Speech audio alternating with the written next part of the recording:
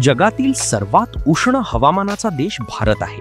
त्यामध्ये सुद्धा महाराष्ट्रातील विदर्भ तसा जास्त तापमानाचा प्रदेश आहे. विदर्भात अनेक ठिकाणी आज 460च्या वर तापमान गेलेले आहे. आता यामध्ये गंमत अशी आहे की वैशाख वणवा पूर्वीही होता, पण तो आत्तासारखा नव्हता. अनेक ठिकाणी दिवसा भयानक ऊन तापते आणि मग दुपारनंतर पाऊस पडतो. हाच पाऊस शेतीचेही नुकसान करतो. उन्हाळा असल्याने उन्हाचा त्रास होणारच. पूर्वीच्या काळी दुपारी 3-4 तास उन्हाच्या झळा सर्वसामान्य होत्या.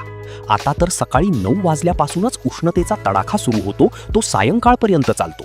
शेतकऱ्यांना सायंकाळी 5-5:30 पर्यंत शेतात काम करण्यासाठी पाय सुद्धा ठेवता येत नाही, अशी स्थिती सध्या निर्माण झालेली आहे. तापमान वाढ आधीही होती.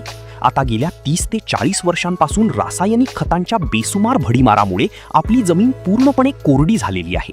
पूर्वीची आपली जिवंत जमीन आता निर्जीव झाल्यासारखी दिसते. त्याबरोबरच जागतिक तापमानात वाढही झालेली आहे. जंगलच्या जंगले नष्ट करण्यात आलेली आहेत. शहरीकरण, औद्योगिकरण आणि प्रचंड मोठ्या प्रमाणात वृक्षतोड झाल्यामुळे आपल्या जमिनीची तब्येत बिघडलेली आहे.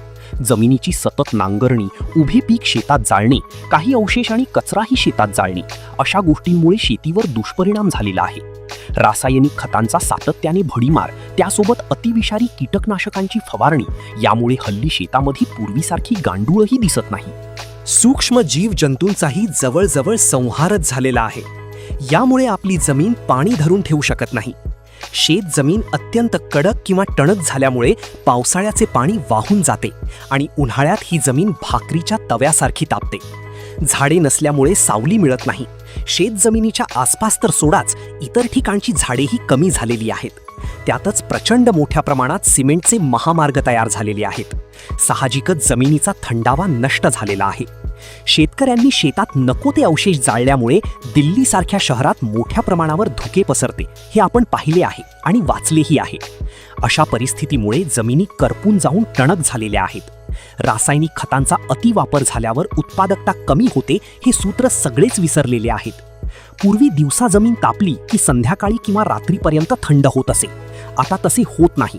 दिवसभर साठवलेली उष्णता जमीन रात्रीनंतर परत करायला सुरुवात करते. घराघरात लावलेल्या एसीमुळे घर थंड होते, मात्र बाहेरचे वातावरण पुन्हा गरम होते. आपली जमीन जिवंत करणे आणि त्यासाठी जनजागृती करणे हे तुमचे, आमचे आणि सरकारचेही काम आहे. पाण्याचे व्यवस्थापन करणे हे सुद्धा तेवढेच महत्त्वाचे आहे. त्यासाठी आदेश काढून सरकारने शेत जमिनीवर काहीही जाळू नये हा नियम केला पाहिजे. अशा प्रकारे काहीही जाळल्यामुळे शेत जमीन करपून जाते. जंगलात ज्याप्रमाणे थंड वातावरण असते, तसेच वातावरण आपल्या आजूबाजूला राहण्यासाठी शेत जमिनीची काळजी घेणे हाच एकमेव उपाय आहे. आज तर फुकटेगिरीमुळे शेतीसाठी मजूरच मिळत नाहीत. त्याचबरोबर शेतमालाला भाव नसल्याने शेतकरी सदैव कर्जबाजारी असतो. शेती सतत जलशोषक राहील यासाठी सरकारी पातळीवर मोठा कार्यक्रम हाती घेतला पाहिजे. केंद्रीय मंत्री नितीन गडकरी यांनी नागपुरात जलसंवर्धनासाठी विचारमंथन केलेले आहे. त्या दृष्टीने जलसंवर्धन करणे आणि पिकांसाठी शेतीचा पोत पुन्हा निर्माण करून तो कायम राखणे याला आता महत्त्व दिले गेले पाहिजे. वरवरच्या दिखाऊ कार्यक्रमापेक्षा या दृष्टीने विचार केला तर भविष्य काळात भारताला अन्नासाठी वणवण करावी लागणार नाही. आज गहू, तांदूळ वगैरेच्या बाबतीत आपण स्वयंपूर्ण असलो तरी डाळी आणि तेलवाणासाठी आपल्याला